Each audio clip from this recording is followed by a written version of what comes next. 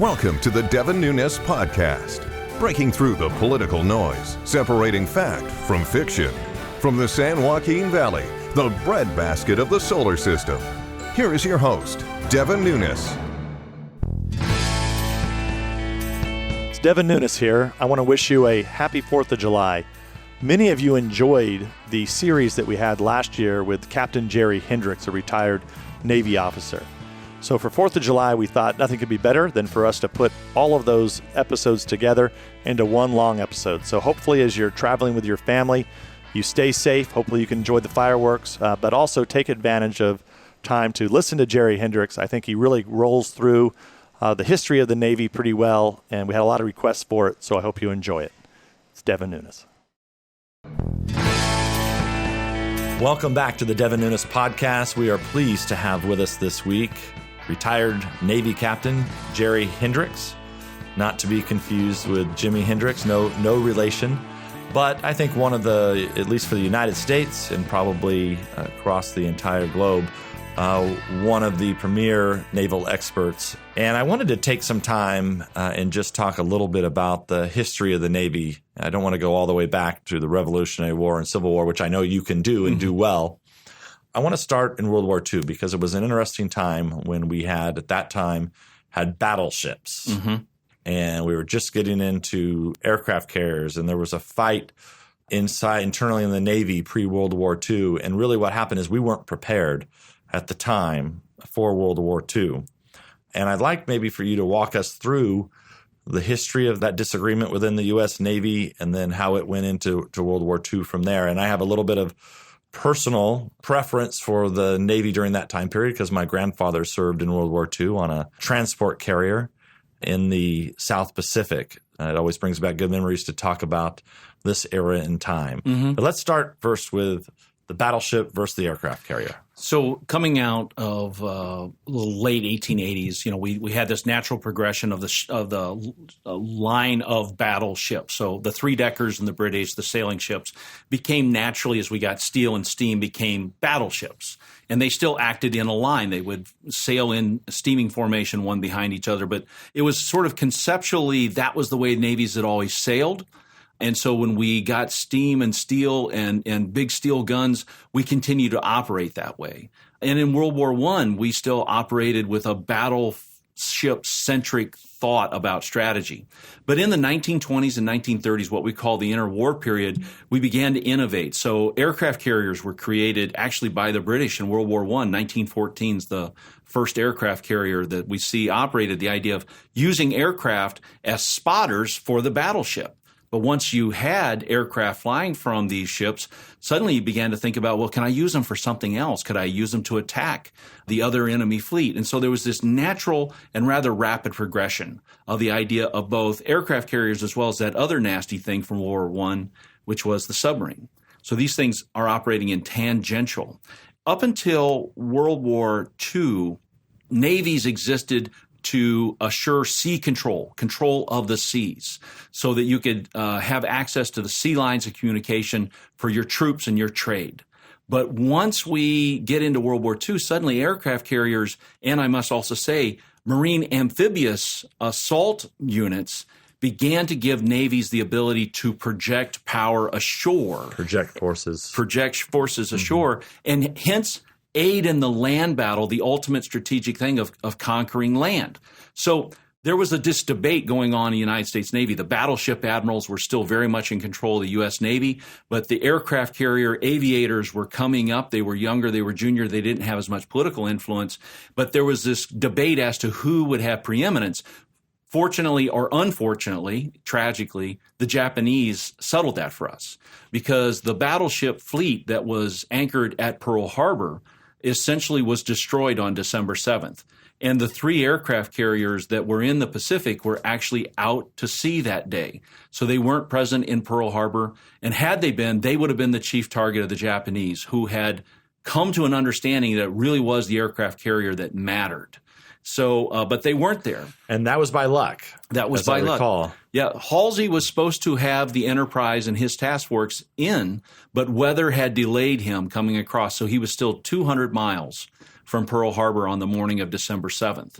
And so he comes in literally later that evening and, of course, was greatly angered by what he saw. But we had 3 aircraft carriers, and we immediately began to use them independent of battleships because we had no battleships, and began to try and do relief of Wake Island. And then ultimately, just a few months later at the Battle of Coral Sea, we had the first great naval battle in the history of the world where the opposing fleets never saw each other. So the Japanese carriers launched against our aircraft carriers. We had in-air fights between airplanes, and ultimately the airplanes attacked each other's ships. The Japanese lost a carrier. We lost a carrier. USS Lexington went down. It was a tactical defeat in that. And so I'm big into geography and maps on my podcast. So let's bring the listener who doesn't know where the Coral Sea is. Yep. What's the relative location on the Think the of it How as would you find it? Northeast of Australia and southwest of Hawaii. So Hawaii is in the middle of the Pacific, which, by the way, very few people understand how big the Pacific is. It's a long way from Hawaii to Australia. Like you could fit the moon into the Pacific. It's that big. And so it was a long way from Pearl Harbor, but the Japanese were expanding outward, and they were threatening our allies in Australia and New Zealand. And the Battle of Coral Sea stops that. So although it's a tactical defeat for us in that we lost a bigger carrier than they did, it was a strategic victory in that we stopped the Japanese advance and expansion. And what was the date on that? So that's May 4th through May 8th of 1942 is the Battle of Coral Sea. So we get hit in Pearl Harbor. Already at that time, we're boosting production of different types of vessels, right? Mm-hmm. They're building transport carriers. Is the ramp up has it already happened then when we're already producing the tonnage and I don't know if I'm using the correct naval term, but what kind of ships are we producing kind of pre-Pearl Harbor during that period? So post Pearl Harbor, and then how does it continue kind of through World War II? So this is important because it's kind of important in some legislation or resolution. It's in the House. The Two Ocean Navy Act had been passed in 1938 and then 1939. And that began the ramp up of our Navy. But the problem is it takes a long time to spin up the defense industrial base. And so we were just in 1941 beginning to see ships enter the Navy that were authorized and paid for in the late 1930s. And so this is a lesson to us today that when you think about the defense industrial base today, that it takes a while. It's not instantaneous, spend the money and get a ship. Right. And so they were just beginning to see everything. So they were building destroyers, cruisers, and battleships, as well as aircraft carriers with this money, because they weren't sure what was going to work. After Pearl Harbor, we sort of reallocated and began refocusing our resources on building a lot of aircraft carriers and not so many battleships, because we needed cruisers also to escort the aircraft carriers because the cruisers would do air defense. So when does the battleship finally come out of production then? So it doesn't come out of production until after World War II. The last 4 battleships, the Iowa class, which actually saw service during my career in Desert Storm, we had 4 of those that were reauthorized by Those were built in World War during. They were built at the end of World War II, and 2 of them are still kept in active reserve that you could bring them back into the fleet even today. The last battleships in the world. And they're essentially the challenges with them. They're big and slow, big targets. That's right. Well, they're big, slow targets, and the idea of gunnery that can only go 25 miles no longer makes sense in this modern anti-access air denial environment where missiles can literally travel hundreds of miles. So that's sort of the challenge. World War II, then, we had the Battle of Midway. So after Coral Sea, just a month later, we're at the Battle of Midway, and Midway turns the tide. In 4 minutes of action at the Battle of Midway, 3 Japanese aircraft carriers are sunk in a 4-minute segment of time. So it was 4 Japanese carriers versus 3 American carriers, and we got lucky because we had great intel. Again, the importance of intelligence. To have Joe Rochefort at the Hypo station, which is the intel station at Pearl Harbor, identify that the Japanese are going to attack Midway. And so we put our ships in the optimal position, point luck, just northwest of the island of Midway, and so that when the Japanese came down from their home islands, we were there to intercept them and hit them when they weren't expecting it. So they lost 3 aircraft carriers and fled? They ended up losing a 4th the next day. So they lost all of their mainline fleet carriers and most of their pilots, which was important. The United States And the date is what? That's June 4th through June 6th, 1942. So, and that's This also happens quickly. It does. And that's the last battle, by the way, of the regular Navy. Because after that, not only is the great engine of democracy spinning up and we're spitting out ships, but we're also commissioning reserve officers and new enlisted men, and we're rapidly swelling the Navy. So on June 4th at Battle Midway is the last day of the pre-World War II Navy, holding the line until the reserves can come in. So I want to finish up this segment because it's just been fascinating. But if you could tell the story, because my grandfather was there, and so I only know his version, which I'm sure is only from a guy who was on one of the transport carriers, but Typhoon Cobra and Halsey's Folly. Wow. And if you could kind of walk through, because that was one of the most devastating days in the history of the U.S. Navy, even though not a shot was fired. That's right. So we lost nearly 20 ships, destroyers and small boys. And it's one of these things where you start to, our understanding of weather today now in sort of the post-Sputnik era where we have satellites up and tells us, when the clouds are coming and when the hurricane's building. We didn't have that then. I mean, if you think about Halsey's Folly and the typhoon building and then the ships being caught on the wrong side of the typhoon and Halsey not maneuvering them out of the way. It was one of those areas. Halsey was a brilliant, very aggressive commander of troops in battle, but he wasn't really sensitive to the environment around him. This was a common issue with him. And so he makes the mistake and doesn't maneuver the fleet away when the barometer is dropping precipitously and very quickly.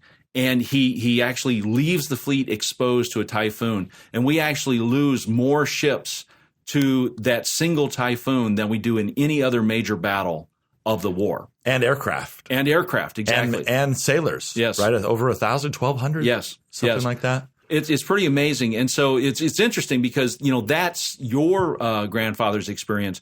My grandfather was a veteran of Normandy. A lot of people talk about Normandy with the airborne troopers and the gliders and that whole bit, but the Navy was essential for the Battle of Normandy because the Battle of Normandy actually lasts 28 days. And if a ship gets sunk on day one, it's not there to do its job on day 2, day 3, because it was a huge logistics line going across. We really need to talk about the Atlantic because there's at least a segment that we could do just on the Atlantic. And you said it's a little bit different in the Atlantic, right? Because it wasn't forced projection where you had planes flying at each other, where it really changed warfare. Mm-hmm. This was really about, we were already having a challenge because we were trying, before Pearl Harbor, people always say that logistics, what wins wars. Yeah. Even though we were not in the war at the time, we were sending as much as we could supplies to our allies in Europe, even though we had not entered the war. And what was happening is the Germans had built these nasty things called U-boats. Mm-hmm. And before we entered the war, we were losing, I think, in some cases, up to half of the vessels that were going across were being sunk. We were losing the vessels plus the cargo that went with those vessels. So walk us through right up to the beginning of World War II through World War II and walk our listeners through, give us a little history tour of the North Atlantic. The thing is one, the Atlantic is half the size of the Pacific, and crossing it takes almost just 1/3 the amount of time to go across the Atlantic as Pacific. And yet it is dangerous waters. The bottom topography gives great transmission of sound in certain areas, so you can hear people coming a long way away. The Germans in World War I had not been successful with their battleships and their cruiser fleet, but they had discovered that their U-boats, the submarines, were actually something that was very useful to them in World War I. And as you leap forward a generation, a lot of those young junior officers from World War I that are now back in the German Navy working for Adolf Hitler are submarine commanders from the First World War. And so Donitz is there, and he's in command, and he's beginning to drive increased investments in submarines. And these submarines are being very successful. So Great Britain is under siege as early as 1939, and they are dependent on supplies coming over. And Churchill is begging the United States to send more. And of course, the Canadians are also sending materials in as members of the empire at that point in time. But the Germans are out interdicting this with their submarines, and they are being tremendously successful. The United States actually lost its first combatant in World War II in 1939 with the sinking of the USS Reuben James. And there was a number of other small destroyers that was where? Or was that in the North Atlantic. So actually, the Reuben James is just northeast of Newfoundland. So we had a certain arc of the transit that we were responsible for. The idea was the Americans would escort shipping up to a certain place, and then the Brits and their allies would take over at that point in time and try to bring it on in. But even though we had done a lot of convoy operations in World War I, we had almost deliberately forgotten all that. And so our original thought was we'll just send these convoys or we'll just send these ships and they will just steam across as fast as they can get there. And whatever gets there, gets there. And then we discovered that the Germans were picking off a vast majority of those ships, and thousands of tons were going to the bottom, both in ships as well as the cargo they were going. And the cargo was critically important because it was food supplies, oil, military equipment. Yes. Right. So a mixture in some cases of contraband items as well, armaments and so on that the Brits really, really needed.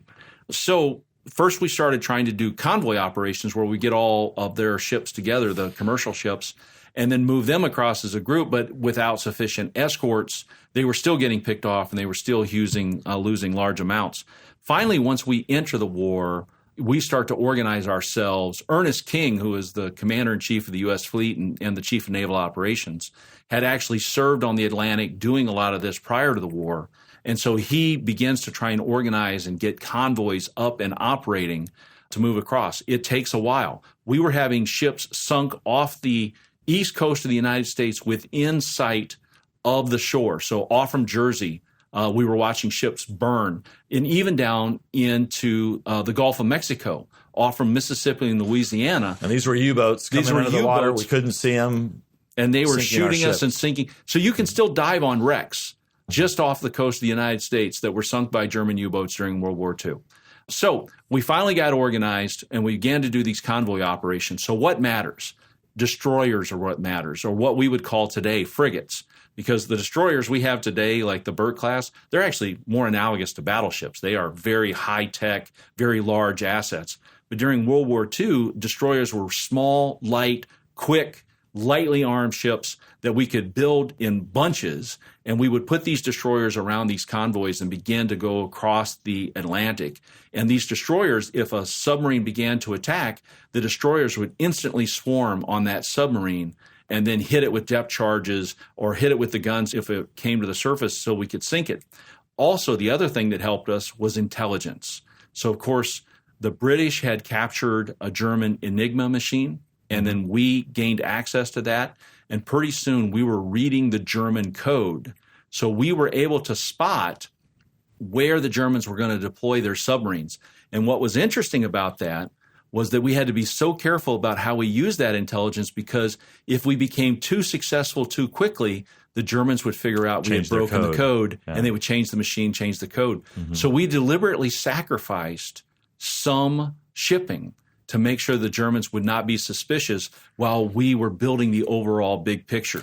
And as that big picture develops, and that's where I wanted to go, the airplane comes into this and becomes a very important piece of equipment of military, because now you have the destroyers working with the airplanes that would do, I guess they're called, is dive bombers the correct term? Well, they were doing patrol and dive bombing. And so we had these long-range reconnaissance and bombing assets, and we began to fly out of Scotland and then out of Iceland and then out of Greenland and out of Newfoundland. And that would cover the arc. That would cover the arc. Except there was a gap. There was a gap. The Azores Gap, which you're very familiar with, you've written about quite regularly because it's now, in today's world, it's become important again.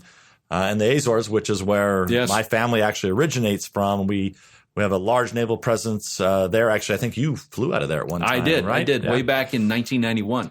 But the thing about that is, of course, we talk about the North Atlantic going into Great Britain, but if you're going to go to the Mediterranean, when we were doing the campaigns in North Africa in 42 and 43, then you had to go through the Central Atlantic and you would be passing near the Azores. And so the Azores' strategic importance became very relevant to us. It was essentially a stationary, we needed a stationary aircraft carrier. That's so we've got the Northern Arc. Yes. Now we're left with the Azores Gap. The United States goes in and essentially with the Brits, Portugal was neutral in the war, and they exercise, some agreement that Portugal had with the United Kingdom from like 1200 or something. Yep.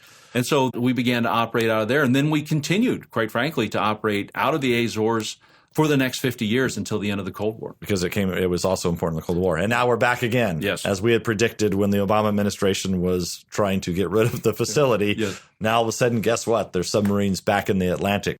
So the Azores Gap gets closed. You've got the Arc. And then I think the numbers are, we go from like losing, I don't want to give a wrong number, but I think it was like half of the tonnage. And then pretty soon it goes almost down to zero within a couple of years. By the end of the war, we had so attrited the U-boats that they were afraid to go to sea. And essentially, as we get into late 1944 and into 1945, we had won the Battle of the Atlantic, one big, massive couple-year campaign. And we had established sea control and had protected the sea lines of communication going across the Atlantic. And at that point in time, by the time we get to Normandy, we're flooding 50 divisions into Great Britain. Right. Those divisions are troops. 15,000 troops per division are crossing the Atlantic on troop ships. And the control of the Atlantic is all about logistics. That's right. It's all the ability that we needed to not only resupply our allies, but by that time, it's ourselves. Get our men, our army, our divisions over safely, because they went by ship back in those days. So let's talk about why was the U.S. Navy so critical in having that logistics capability for D-Day? Well, a lot of people on when they talk about the Navy in Normandy, they talk about the battleships that shelled the Normandy coast. And there was actually a surviving battleship from Pearl Harbor that was one of the battleships that helped to shell the Utah beach. But what was really critical for Normandy to be successful was the anti-submarine ships that essentially swept the German submarines out of the English Channel, and then also the mine hunting ships that swept the lanes to make sure that we could move those ships. Why is that important? We only had a set number of logistic ships to carry the troops and their supplies and the guns across the English Channel. If you lost that, the Normandy is a 28-day campaign to get everybody across and into France. If you lost one of those ships on day one because it gets sunk by a mine, then that ship's load has to be distributed across the force for the remaining 27 days of the campaign. If you lose 5, you essentially start to reach a tipping point where the Normandy campaign is no longer working. And I'm talking hundreds of ships are involved in Normandy, but just a small number of them, if we had lost them on day one, could have tipped the balance of being able to get all the men and supplies across. So that 28-day, I'd never heard that before. Yep. So 28-day logistical feat to move hundreds of thousands of soldiers across, and tanks and armament and everything else, supplies. Yeah, if that would have been stretched to 2 months, it could have changed the outcome of the war. Yeah, the weather could have changed. The Germans would have had time to reinforce. They would have been able to move more troops out of Belgium and the Low Countries to get down into France. So getting across in that 28 days was critical. It was a Navy logistics miracle that was pulled off because of some really great planning. When I was still in the Navy and I had History and Heritage Command, I had the Normandy Operations Plan, which was this big, thick 3-ring binder that was about 5 inches thick. And the logistics, the intricacy of the logistics was something that just made my head spin as I read through it. I want to talk about the future. I want to talk about the commercial sea lanes that are open. We've talked before about the Strait of Hormuz and oil that flows through there, but so much today relies of the world's global economy relies on trade and keeping these trade lines open. Nearly everything is shipped via huge cargo ships. And today, I'm assuming you're going to probably tell me that hopefully you're going to tell me that I'm not getting something wrong here, but there are more commercial ships now today than there ever were before in the history of the planet. That is correct. So one of the interesting things to take into account is we live in a world that has an $88 trillion a year economy, $88 trillion. Of that, 90% of world trade goes over the seas. So you start thinking about the implications of how much of the global economy is bound up in commercial shipping. Now, how big is that commercial fleet? Well, there's 53,000 commercial ships at sea. And I'll just run over some quick numbers here. So you have about 17,000 general cargo. You have 11,000 bulk cargo carriers, only 7,500 crude oil tankers. You got 5,600 chemical tankers. So very corrosive chemicals, things that are critical to our world economy. 5,100 container ships, 4,600 passenger liners and what we call roll-on, roll-off ships, and then 2,000 liquefied natural gas ships. So these are the things that make the world's engine move. And how many ships are protecting that? So we talk about the thin blue line of our police force and our first responders in the United States. This is the thin gray line. So if you start thinking about the navies of the world who are there to enforce the rules of trade that we've established, free trade and the free sea. So you're talking about the United States, you're talking about the NATO countries, you're talking about Japan, Australia, and New Zealand.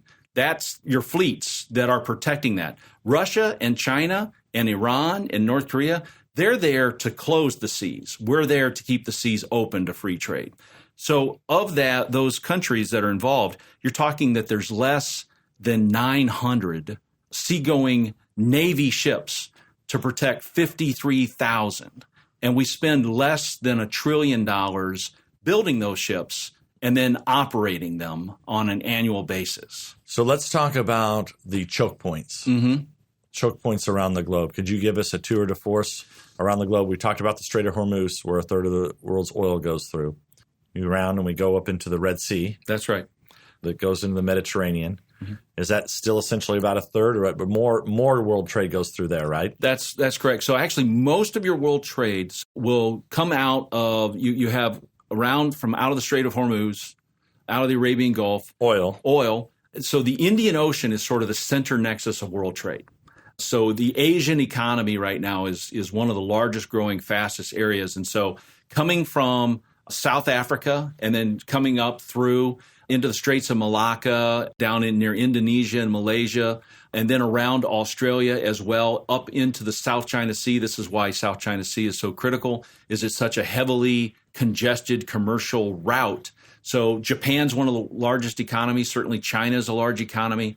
You think about Taiwan as the size of an economy. So everything basically goes from Europe, the Mediterranean, Red Sea, South Africa, through the Indian Ocean, Strait of Malacca, which right there is Singapore, which is one of the largest trading ports in the world. Trading ports, and I think is it the largest? I think it actually is. So China may be getting close with some of the size of their ports, but Port of Los Angeles used to be the largest trading port in the world. I think is down in like number 5 at this point in time.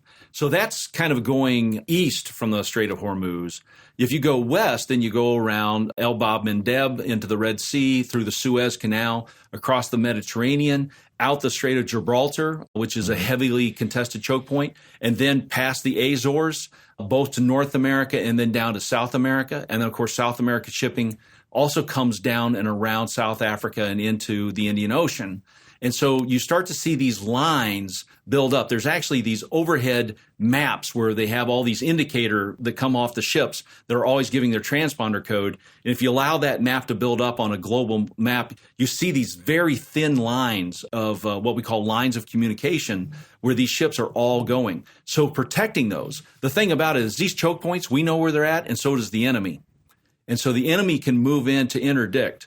And if you want to see the world economy go sideways very quickly, then try interdicting a choke point. If that happens, then prices will immediately rise because the shippers will begin having to add oil and energy costs to maneuver out around some of these troublesome spots. Lloyd's of London will... And you would have a panic. Yes, you would have a panic. Maybe a great historical perspective on this that I think would be helpful for the listener would be if you look at the world's great sea powers historically, and probably the UK, the British Empire is probably the best example. Mm-hmm. But one of the things that they like to have is they locked up all of the ports, right, for centuries. Yes. And they had the best locations for these ports around the globe. And it's what's funny, what is old is now even, people think about all that happened back then, but today it's even more important. But now today, we don't have the British Empire anymore. So it's up to us, Yes. the good guys around the planet, to make sure that the bad guys, whether it be Chinese or the Iranians or the pirates Yep. or the terrorists, don't cause any problems to create disruptions and panics and cause chaos to our communities here in the U.S. And what around you the globe. saw is when we allowed these fleets to fall off, NATO has half the number of frigates today that it did when the Cold War ended. Half.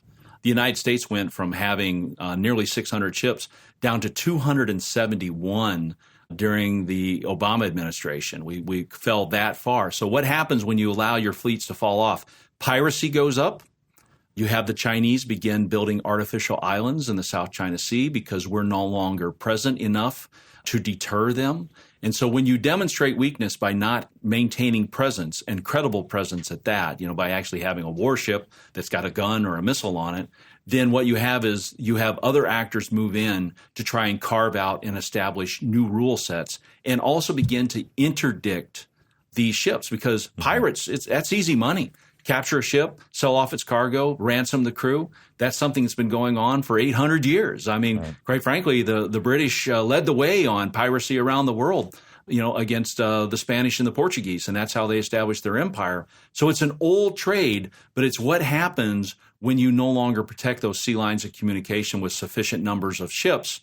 And that's why it's important today that we're having this conversation.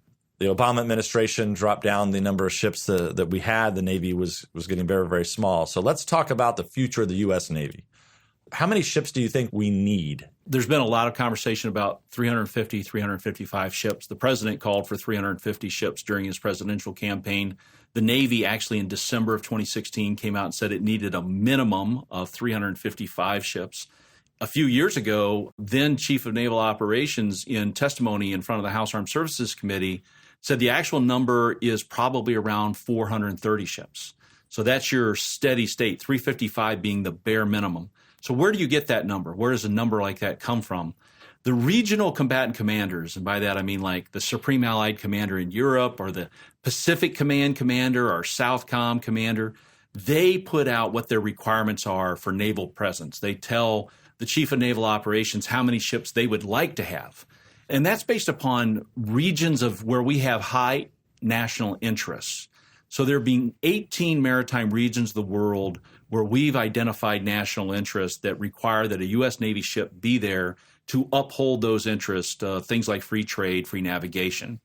So things like that, it's like the Black Sea, we have national interest there. The Baltic, certainly with the Poles being our allies, we have national interest there. The North Atlantic, the South Atlantic, the Gulf of Guinea off from Africa, the Gulf of Oman. So there's 18 maritime regions. And when you start counting up how many ships it takes to keep a ship or a group of ships forward deployed in those regions, that's how you derive 355. Why? Well, if you have to have about 108 ships forward deployed in any given moment, which is what these all add up to, generally you have to have a ship in maintenance, and then you have to have a ship in training. So about 3 to make 1 is the ratio that we look at. And in some places like the Arabian Gulf, because it takes us so long to get there, it could be 5 ships to keep 1 forward deployed in the Gulf at any given moment. So that's where you get 355. But what's even more important inside of that is how not many of what type of ships that really drives this. Because the aircraft carriers are super expensive, right? That's right. I mean, they're billions of dollars. They cost a lot to upkeep, 4,000 sailors. And we've talked before about how the Navy was into battleships and then switched to aircraft carriers during World War II. And sometimes, and I think there's been a lot of writing about this, but for sure this is what I believe. I begin to question, do we really need this many huge aircraft carriers that cost so much money versus, should we have smaller, what's the carrier called? The light carrier. The light carriers. Yeah, the escort carrier or the amphibious carrier is what we do today. So we have 11 amphib carriers, which every other Navy in the world would call an aircraft carrier. Mm-hmm. But we call them amphib carriers because we have super carriers. Mm-hmm. And we want to have 11 super carriers because of all the requirements. Now, there is a question. Aircraft carriers were invented in 1914. So they are over 100 years old today as a conceptual combat system. Right. You have a real question. Well, the problem nowadays too with the supercarriers, you call them, is that one large projectile that the Chinese and the Russians are quickly developing can take out the entire supercarrier with one strike. Yes. Right. And back in World War II, that couldn't happen. There were nobody could project that much force. So where should we head from here in terms of the carrier force? So there's 3 initiatives that you have to take looking today. One is, if you want to keep the carriers you have relevant, then you have to upgrade their air wing so that they can stand off at a longer distance and still be able to hit the enemy's target, still be able to project power ashore. We don't spend $15 billion on an aircraft carrier for it to do sea control. Carriers exist to project power ashore and break things. So right now, our air wing cannot reach shores in some of these places where anti-access air denial technologies like the DF-21 or the DF-26 have been deployed by those who would make themselves our enemy. DF-21, DF-26? Are anti-ship ballistic missiles that have been built by the Chinese. So those are meant to reach out 900 miles or greater and hit aircraft carriers, designed purposefully to hit aircraft carriers. To keep our capabilities off their shore. That's right. So if you build the air wing so that it actually has an airplane that can fly a longer distance, then you can keep the carrier outside the range of that missile and still be able to hit the enemy. So that's the first thing. If you want to keep carriers, you got to upgrade the air wing. Second thing is, you still have to have a balance in what I call the preserve the peace force. You got to win the war force, but you also have to preserve the peace. That requires presence. And you're right. I can't buy 355 aircraft carriers. So how do I most efficiently get my presence numbers up? Well, that's frigates. Right now, the United States Navy has 0 frigates in the Navy. We had 104 at the end of the Cold War, and today we went down to 0 because we didn't really think that frigates had a reason to be in sort of the post-Cold War world, the unipolar moment that we had. So most people know what a supercarrier is. They know what a smaller aircraft carrier probably looks like. But what is a frigate? Describe what a frigate looks like to the average person out there. 400 feet long, probably carries about 30 to 40 missiles. It has a gun, probably a 3 or a 5-inch gun forward. It has radar systems. It has ability to protect itself from an air defense. But most importantly, it has an ability to cross both the Atlantic and the Pacific on its own while escorting commercial ships. So this is a ship that's built in wartime to be convoy escort, but in peacetime, you use it to show the flag in a place. But we have none right now. We don't. I know we have some in storage, right? We have some that are mothballed. We have 8 up in the Philadelphia Navy Yard that we could bring back out. But right now we're in the process of trying to sell those off for some reason. What's the Navy's plan now for this? So we have a program that's under consideration now, the FFGX, so the Fast Frigate Guided Missile Experimental, that we're hoping to take into production starting, I believe, actually in fiscal year 21 to begin building frigates again. And we're going to build 20. We actually need about 70 in order to get these frigate numbers up. Oh, so will these be newer, more efficient, more capable than what we had before? Because I know some of the newer ships that they've been designing, these super special intelligence gathering ships and things, what we found is when the war comes, they're not going to be of much use. They will be more capable in the sense that the weapons that they carry and the sensors that they have are more capable, but they're still performing essentially the same type of mission, which is anti-surface, protection against other surface ships, protection against submarines, and the ability to do limited air defense for the ships that they're right around. But hopefully the main key thing is to keep the price down to less than $1 billion. That's amazing to say. I need to buy a ship that's less than $1 billion. Almost everything else we have is well over $1 billion in order to buy enough of them to get my numbers up. Right. So this is how you keep the high end by still buying my $2 billion destroyer. But if I buy an $850 million frigate, suddenly that's a 2-for-1 sale. So that's one of those key investments. And then the other major thing we have to invest in is our submarines, fast attack submarines, which we, again, had over 100 in the Cold War, and today we have less than 50. So we've got the supercarriers, projection of power, those capabilities. In Jerry Hendrix' perfect world, we get up to roughly 70 to 80 frigates over the course of the next decade or so, decade and a half. That can operate more efficiently than we have today, cover more ground, be more capable, assuming that the challenges stay the same. So with the submarines, still one of the most capable military capabilities, naval capabilities that we have, but the Chinese are quickly catching up. So let's talk about the United States versus China and what you think we need to do to keep us ahead of the Chinese. Well, we need to continue to invest in the underwater environment, the submarine environment. It's an area where we still believe that we have a technical advantage over the Chinese and even over the Russians, although the Russians are better at building submarines than the Chinese are. But we need to build more. We have Virginia-class submarines that we're building right now, and we're about to do a modification of them where we put what we call these Virginia payload modules, which allows us to carry more cruise missiles or strike missiles in the submarine so that we can launch attacks from undersea against enemy positions. So if you maneuver a submarine silently and stealthily inside the enemy's weapons range and suddenly missiles are coming up from under the water, that's a bad day from the enemy because our submarines are very hard to detect. But we need to have them in sufficient numbers that on day one, the day that somebody else decides that they want to jump ugly with us in combat operations, that I have a sufficient number of submarines in that first couple days of battle to begin to attrit their surface-to-air missile sites and their surface-to-surface missile sites so that I can bring the rest of my naval force, my surface ships and my aircraft carriers in as close as I can. But submarines are critical. So we have how many today? Less than 50 today. And what do you think we need? Again, today in a 355-ship Navy, 70 of those should be submarines. And how many are we producing now? We're producing 2 per year. We're trying to ramp up to 3, and we don't have the defense industrial base any longer to be able to produce in the higher numbers. We need to invest in the defense industrial base to be able to really ramp up over the long haul. So in a perfect world, you'd be very happy if we had 70 frigates, 70 modernized submarines with the super carriers, and then, of course, the smaller vessels. And the air wing. I don't ask for much.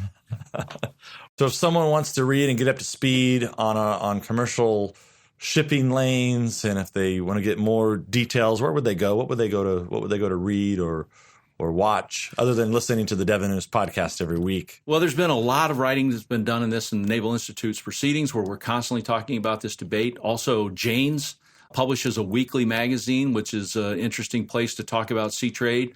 And then also, I've done a lot of writing at National Review and National Interest on these topics. And so I think we're beginning to see that the nation's waking up to the fact that we're a maritime nation again. And so the public conversation about the sea and trade and navies is becoming more prevalent in our society. Jerry, this is very, very helpful. I really appreciate you coming in, giving us this historical background on the U.S. Navy in World War II in the Atlantic. I hope you'll come back again. I look forward to it.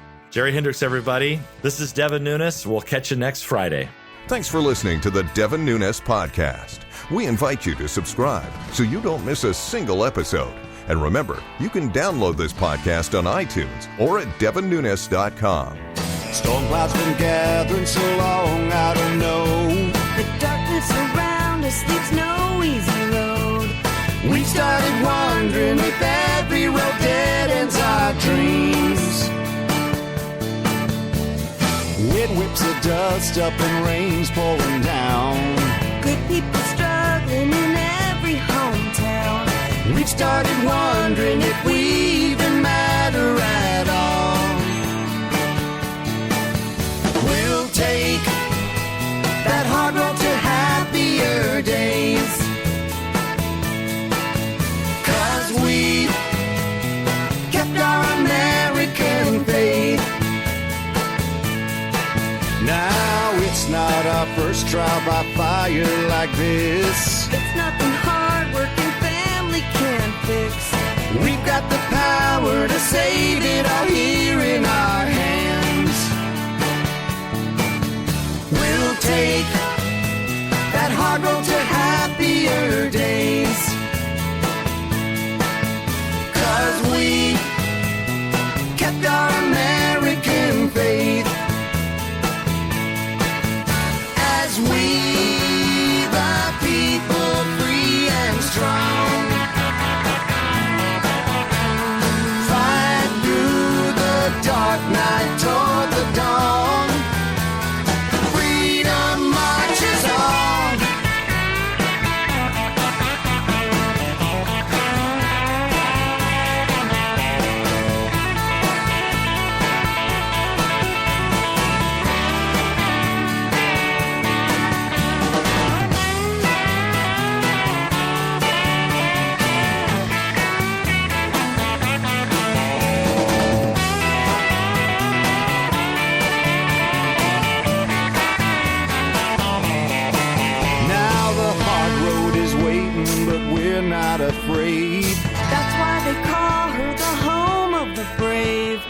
prayer and a purpose, we're already half the way there.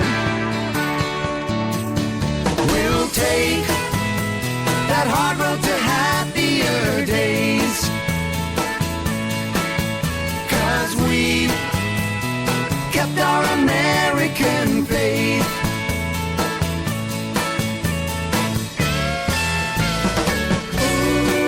Ooh, we kept our American. We kept our American. Ooh, we kept our American. We kept our American faith. Freedom marches on. Paid for by Devin Nunes Campaign Committee.